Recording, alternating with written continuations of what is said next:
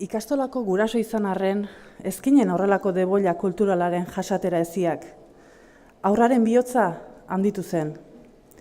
Keiketa, kenketa, biderketa eta ebaketa banarekin aski dixit.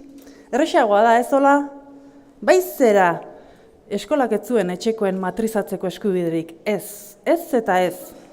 Aurrei bezala, dakiguna zaritzea eskadi ezagutela argiki, ez gutxiago. Aurra, dubelairen soneto bat gogoz ikasteari zerraiola zainetan nengoen. Baxera garbitu nituen brauki, oheak berriz moldatu sakonki. Armairu gainetako errautsa eripuntxaz altxatu axola gabe. Maiko purruskak aurraz arraposki bildu, eta azkenean, egongelako kanapean etzan nintzenean, etxia askatu nuen.